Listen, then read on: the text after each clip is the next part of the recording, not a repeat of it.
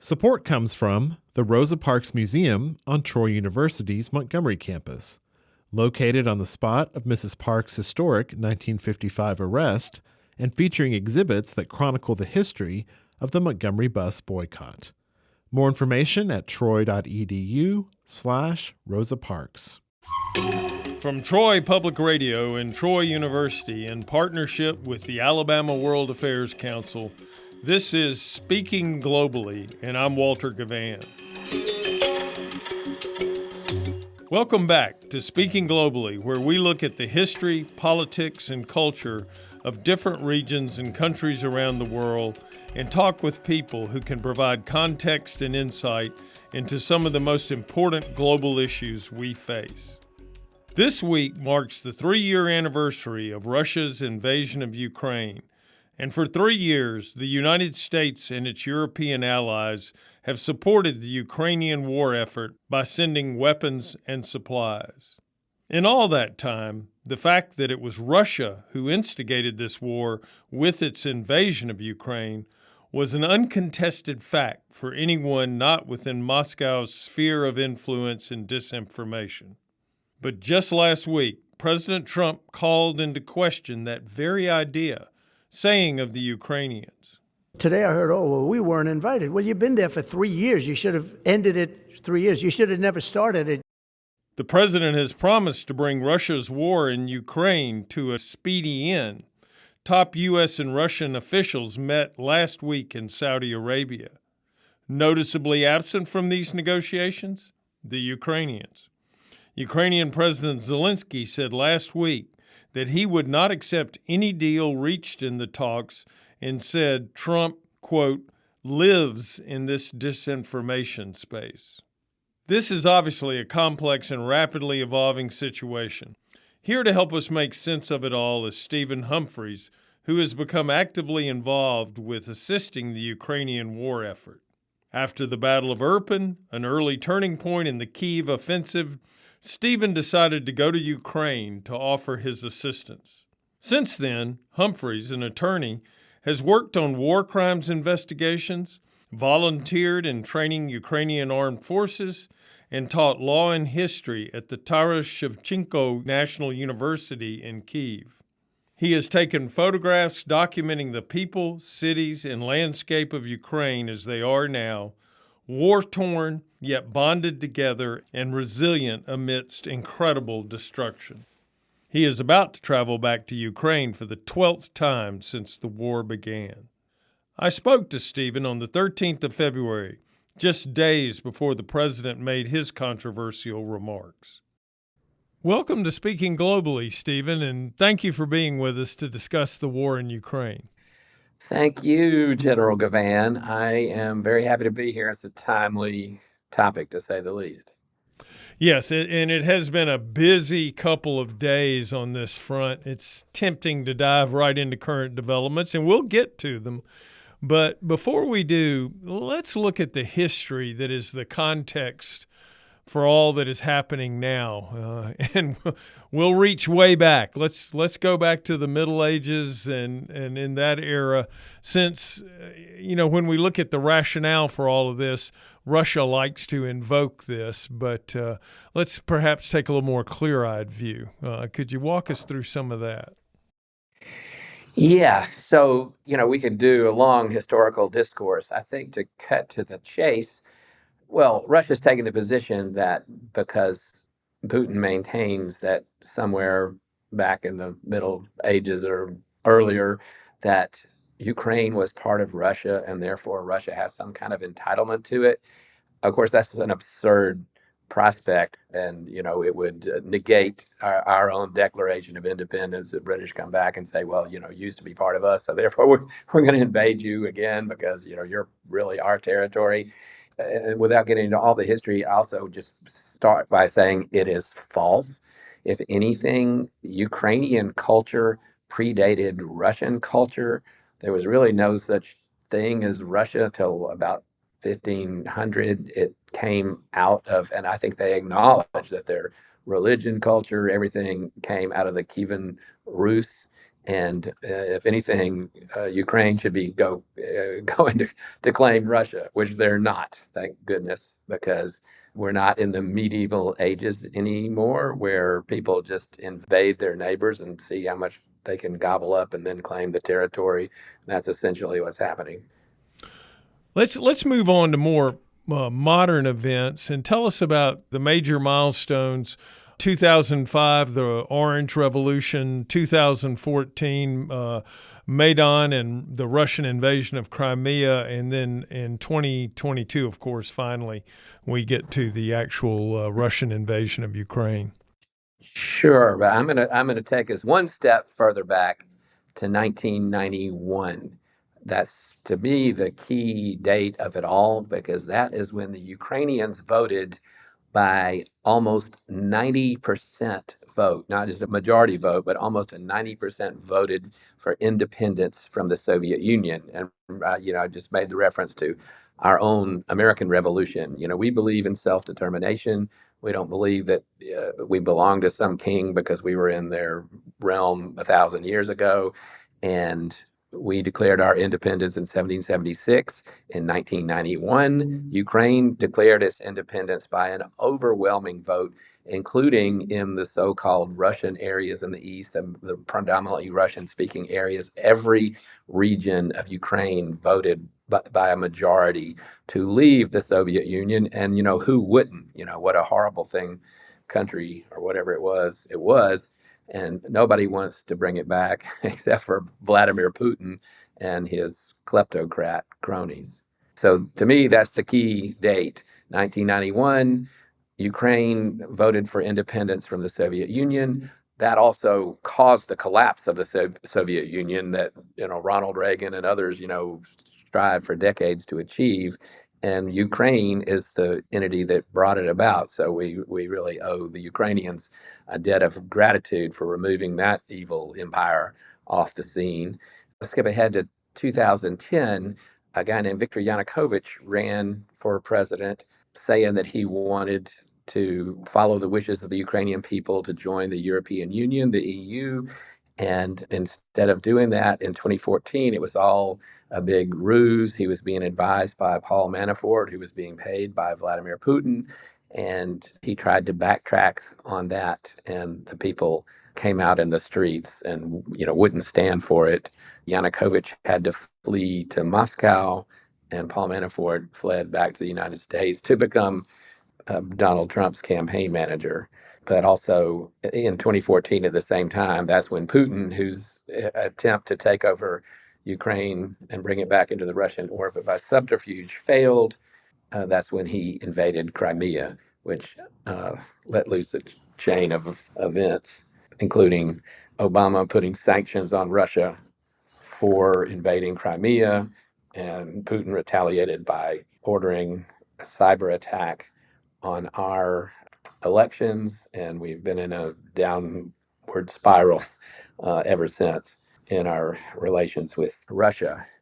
It's hard to say what finally sparked Putin to launch the full scale invasion in 2022. It's something he's been talking about, banging his drum of rhetoric for a long time. He had been trying to get Donald Trump when he was president to go along with all of his desires, including for the United States to withdraw from NATO, which would have removed an umbrella of protection from Ukraine and the rest of Europe. And Donald Trump almost did it, was talked out of it that time.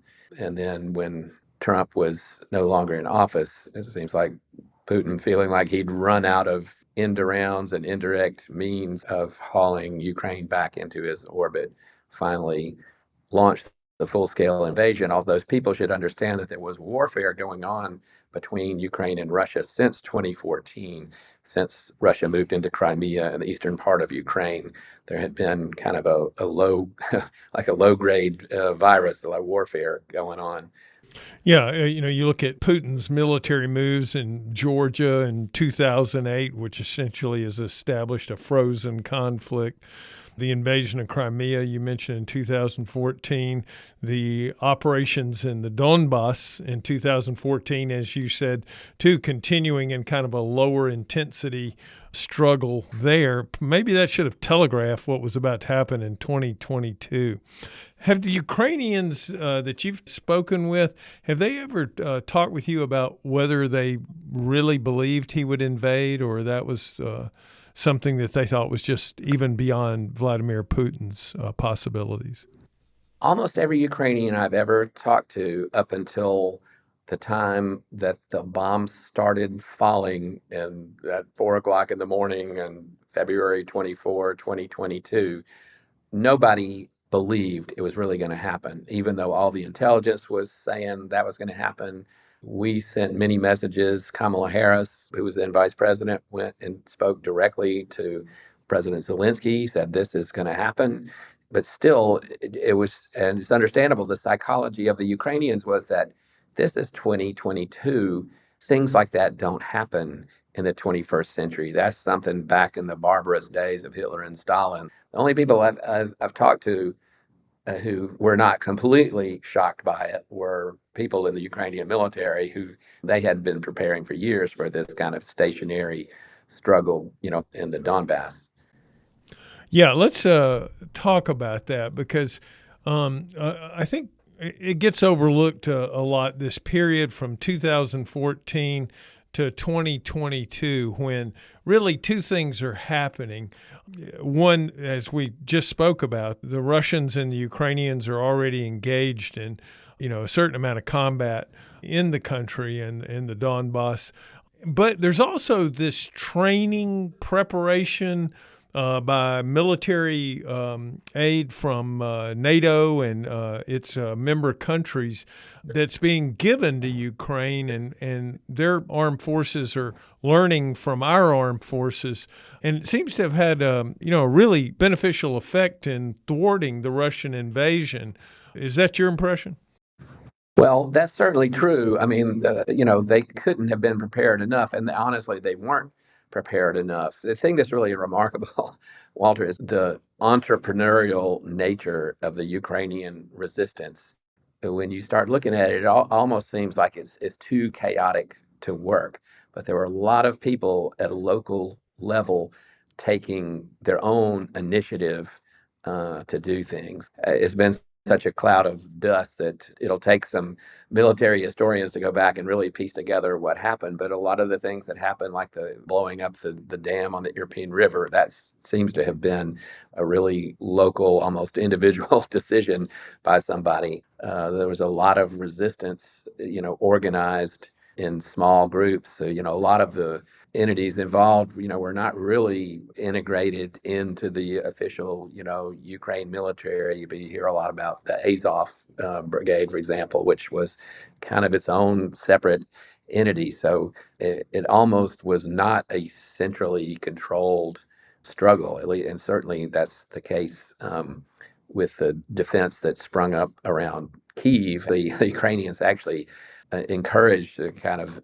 vigilantism, almost like they went and armed people in the neighborhoods to defend their own homes and things. Of course, most people actually just left, which is understandable.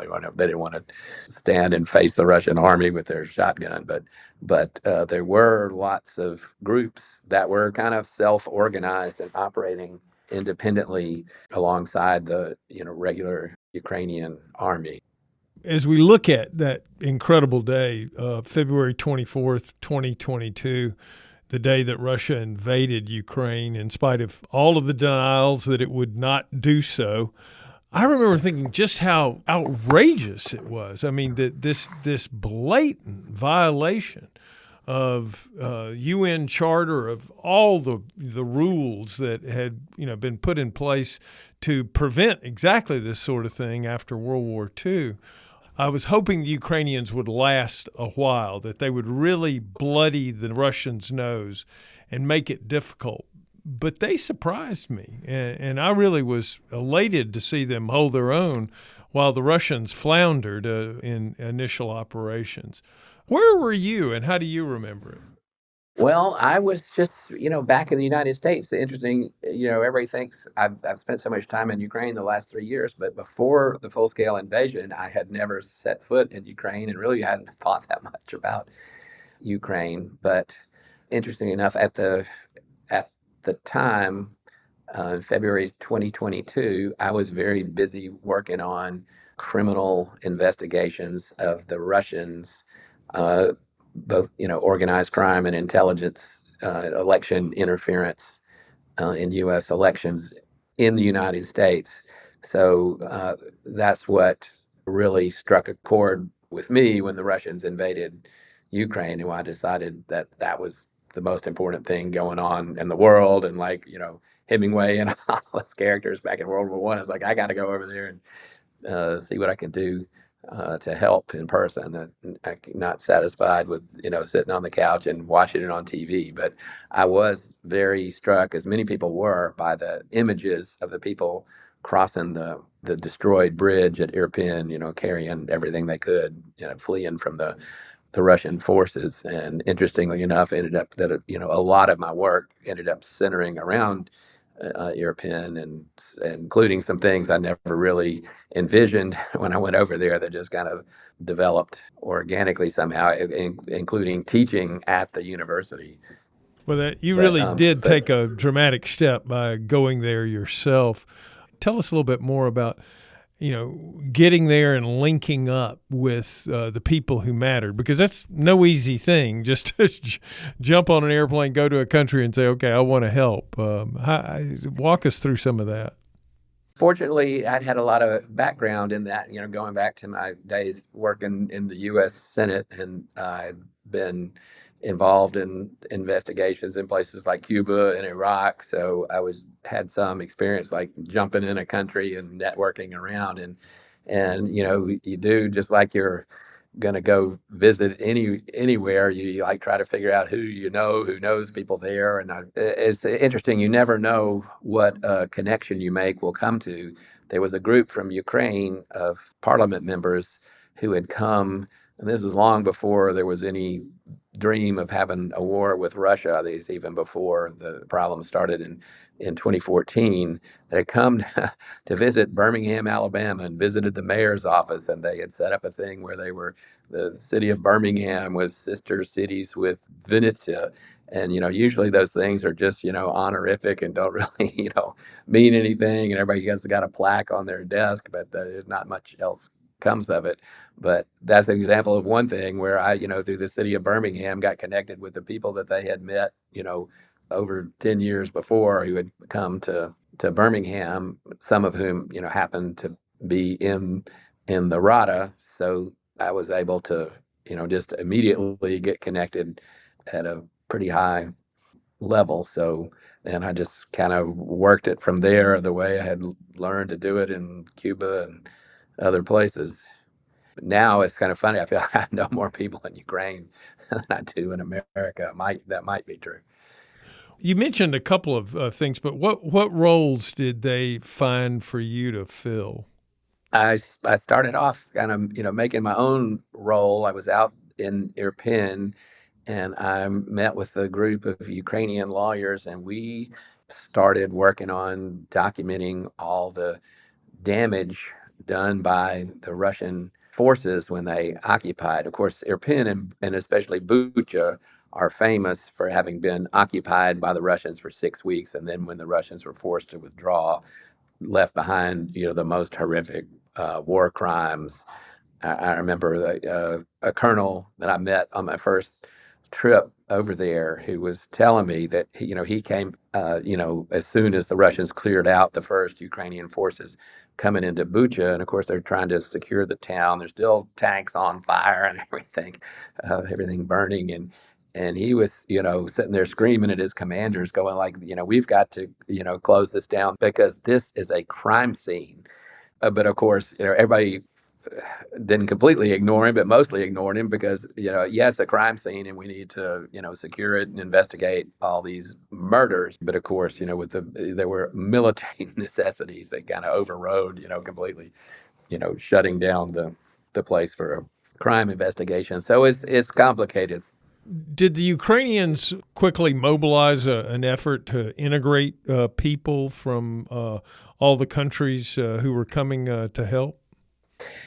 There was that, and I guess they still do have what they call an international brigade, and I know they were actively soliciting that, and people came from everywhere. I know a couple of people from the United States who came. In fact, there was a guy, Alex Drucke from Alabama, from Tuscaloosa, who actually became pretty well known because unfortunately he was captured by the Russians. Fortunately, eventually released. One of the war crimes of the Russians, common war crimes, is to execute POWs, and they're all tortured, as was Alex, but because he was released, have a lot of information about what the Russians did, and how badly they treat prisoners, including American POWs who were in fear of being executed the whole time. During my military career, I spent a lot of time working with the military forces of other countries in various operations and training exercises, things like that. Now, you're always kind of developing your own sense of, okay, where are they on the spectrum? What kind of capabilities do they have? How much can we expect from them? What was your sense of the Ukrainians' capability? Well, the Ukrainians have extraordinarily high capability. One, they're so resolute. I mean, I think people thought about it more 3 years ago. I think now people have forgotten. The central question is, would they say, well, Russia's just too strong. We can't stand up to Russia. Let's just, lay down our arms and let them, roll in, which is what Putin was hoping for. Incredible resolution, incredible bravery, but also just incredible ingenuity in every way, and their battlefield tactics and their technology. They've developed so much of their own technology, and so much of it is, like I was describing the defense of Kyiv, so entrepreneurial and decentralized. People are off, on their own somewhere in their workshops developing drones that, nobody's thought of yet. They encounter new ways of the Russians trying to defend against the drones. Then they go, okay, well, they started defending against that. Well, we'll, create a new one. They're very fluid and fast moving, and of course that's very contrary to the Russian military mode. Although the Russians have had to get to be a lot more adaptable because they're taking too many casualties. I mean, the casualties the Russians are taking are just like no army would suffer that unless they were from a country led by somebody like Vladimir Putin, who doesn't care how many of his soldiers are killed. Well, it has really evolved into a war of grinding attrition. And the Russians lately have been advancing, though slowly and at great cost. Obviously, being the larger country with the larger population, Russia holds the advantage in a war of attrition. What can the Ukrainians do to change the game? You mentioned some of that, the creativity that's involved, but is there something else that they can do or that they need or they would like to do? Well, they're starting to, work on it. One of the main things is they finally were unleashed to be able to use our weapons as well as their weapons to go inside, take the fight to Russia a little bit, but also to disrupt their logistics. Before, they just had to sit there and watch while the Russians massed, huge bodies of, forces and resources and ammunition and everything to use against the Ukrainians. And the Ukrainians couldn't even fire into Russia to hit, the bases from which the Russians were firing their artillery or launching their missiles or launching their planes. Or so that's changing, and that's changed the outlook. The Ukrainians were so successful around Kyiv by having a lot, highly mobile kind of sneak attacks and ambushes, and they're very challenged to do that now. Unfortunately, a little over a year ago, there was a big counteroffensive that the Ukrainians were supposed to launch. I never really understand this, announcing in the newspaper a month ahead that you're about to launch a counteroffensive, but Anyway, the long expected counteroffensive really took too long and allowed the Russians to really dig in and made it really hard, especially since the Ukrainians didn't even have air support. I think now and Walter, you probably know more about this than I do, but some of the F-16s and things are starting to come online, and even having air parity, and if they could establish some kind of air superiority along the front, that would be the greatest thing that could change the game. And I think that kind of help is on the way. And I think that might be one reason Putin is you'd be very happy to say, okay, we'll stop right where we are.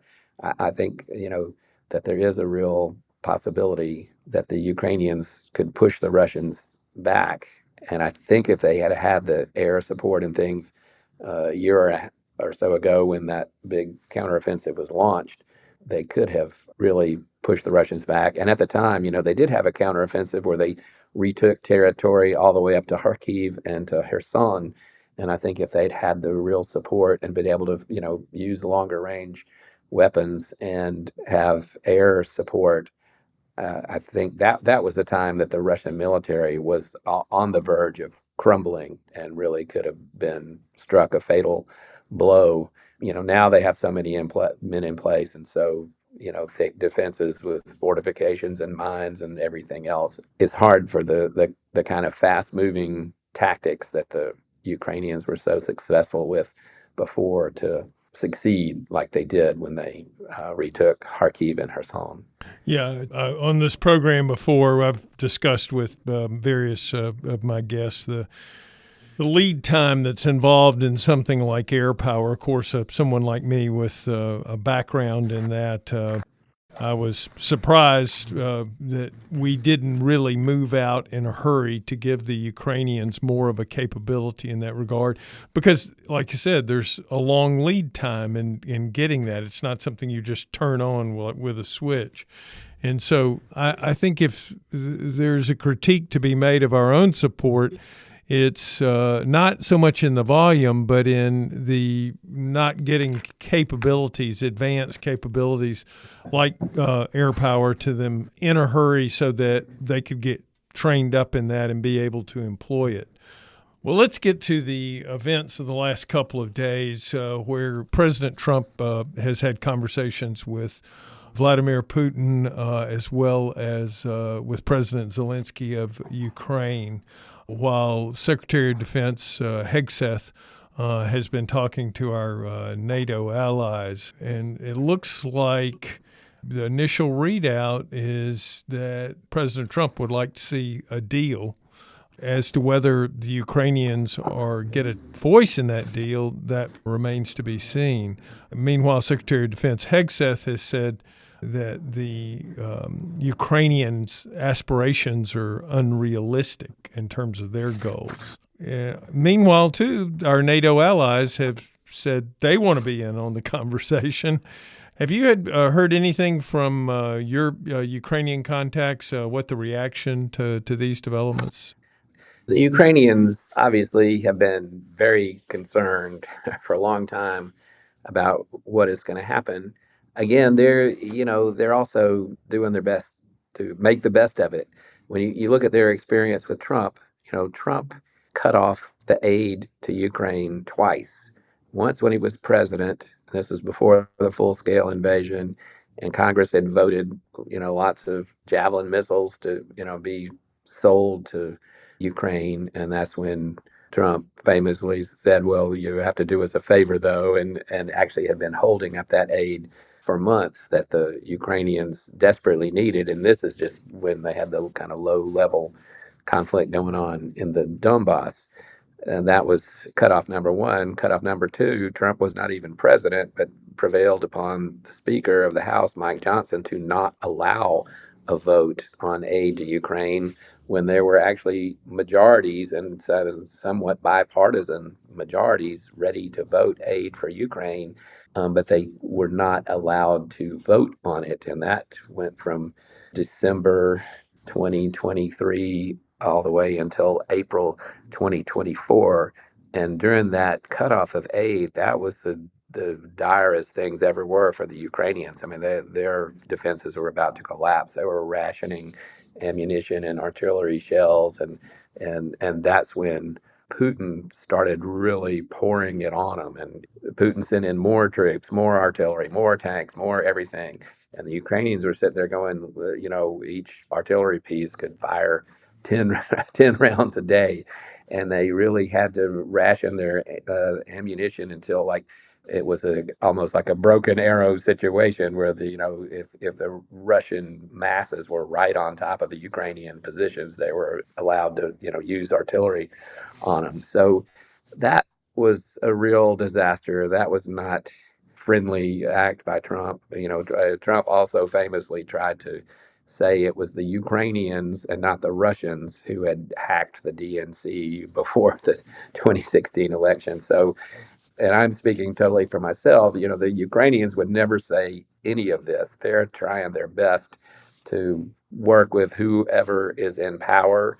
They haven't, even though Trump has pulled those tricks on them, they haven't taken the position like Trump is our enemy and we're going to oppose him or try to undermine him or anything. They're really just trying to do their best with whoever is the president of the United States.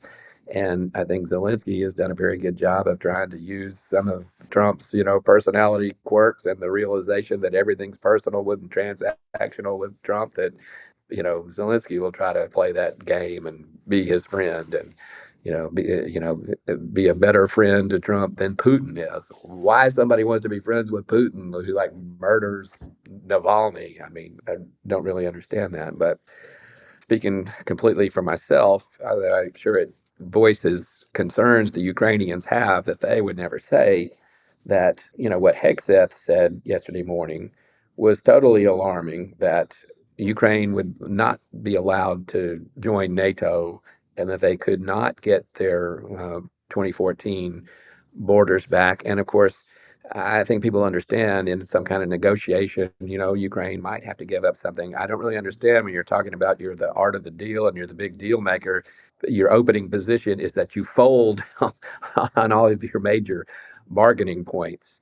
I find it, incredible the presumptiveness of, elevating Putin by saying, I'll come visit Russia and I'll meet you in Saudi Arabia and we will, discuss the fate of the Ukrainians and they won't be at the table, but they'll have to go along with whatever we say because I'll, extort them by withholding aid again. Of course, this is me expressing my personal opinion, but I think it's grounded in the facts of what we have seen happen before. And I also think it's very disappointing for Hegseth to say, well, it's unrealistic for Ukraine to expect to get its territory back. Well, it's unrealistic if you talk about only the situation on the ground. We understand that the Ukrainians are not in a position right now to throw the Russians out of Crimea by force. But I don't think that that means that that has to be the U.S. position, that therefore, well, then Russia gets to keep that. We have lots of other negotiating levers, including the sanctions on them. Russia is a pariah state that's pretty much excluded from the community of nations. Putin is an indicted war criminal, could be, arrested if he got off a plane in France, for example. And the idea that we're going to invite him, to our country and treat him like a VIP, maybe that's some kind of psychological bargaining ploy. But my personal opinion is that the U.S. policy should not be coming in so many feints and flurries like we're going to one day act like we're maybe leaning towards the Ukrainians, and one day we're going to act like we're going to lean towards the Russians to keep everybody off balance. Like, I kind of understand that in a real estate deal or something like that. But this is the United States of America.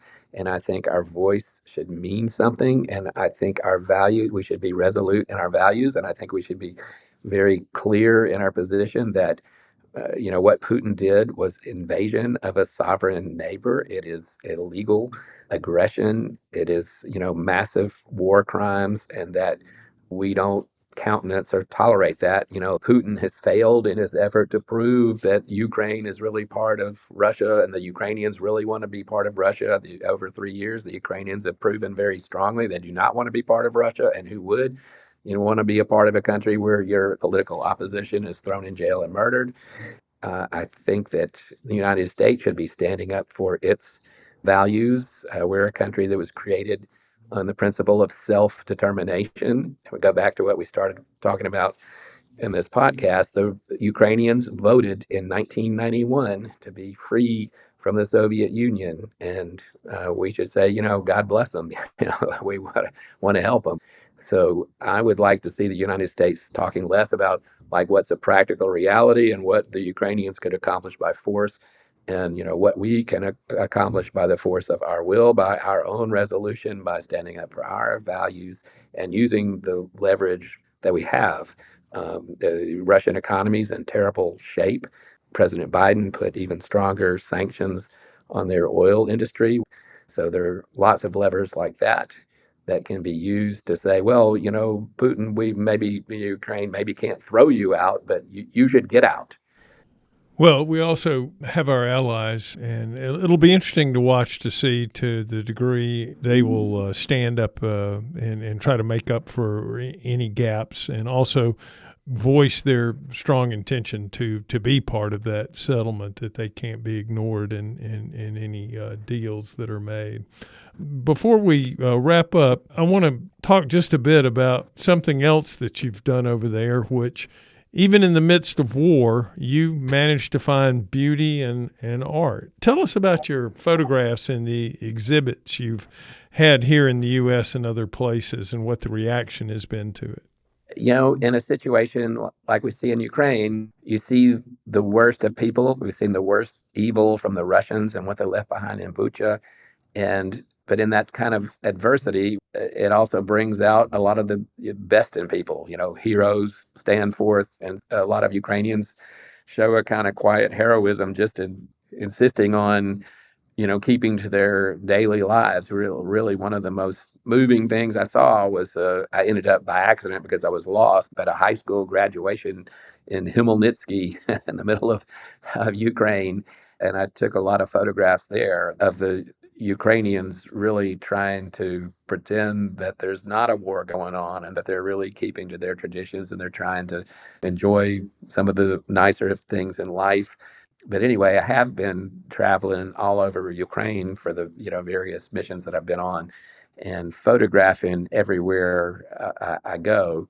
Summer 2023, University of Alabama picked it up and created a exhibition of some of the photographs in their very fine gallery there, and which I was very honored by, and further honored that other places have picked it up and asked to show it, and it's gone to Troy, for example, and now we're trying to organize to have the exhibition tour around Europe, and there's another effort to organize to have it tour college campuses in the United States, and not just to see my pictures, but to spread the message of Ukraine. And the focus of it is to help people understand the gravity and the depravity of the war crimes that are being committed against the Ukrainian people by the Russians. A time where everybody's confronted with so much disinformation. And when I first started to go into Ukraine, everybody in the United States was united in supporting Ukraine against this illegal aggression. And as the kind of fatigue is set in, but also massive waves of disinformation that have been picked up even by American politicians and American news organizations, Ukraine has become more of a divisive issue in the United States, which is unfortunate. It's something we really should be united behind, that we stand for sovereignty and self-determination and freedom. And we shouldn't want to see any people subjected by some kind of despot who tosses journalists out of windows and poisons his political opponents with Novichok nerve agent and, arrests his presidential campaign opponent and murders him in prison. I mean, that's just such a no-brainer. Anyway, the point of this travel and exhibition is to kind of spread that message and keep the resolve and try to restore some of the unity in Europe and the United States, that we're for Ukraine and against Russia, at least in its Putin version, that we don't want to see, any country have to suffer such evil, including, it's unfortunate, the Russian people have to suffer the evil of Putin, but certainly we shouldn't stand for him to be able to extend his evil reign over any other people who want to be free. Americans should certainly understand that. Stephen, I want to thank you for being my guest on Speaking Globally, and I hope we'll have a chance to revisit this topic again in the near future. And meanwhile, best of luck with your courageous efforts in Ukraine. Thank you, Walter. Thank you for your attention to the issue, and I hope we'll have a happier report on it in the future. My guest today has been Stephen Humphreys, a lawyer, activist, journalist, photographer, and educator. Take a moment to share this podcast with a friend, and be sure to subscribe on the podcast platform of your choice. Speaking Globally is recorded in the studios of Troy Public Radio on the Troy University campus and is produced and edited by Austin Toy with help from Kyle Gassett. I'm Walter Gavan, and I look forward to talking with you again soon on Speaking Globally.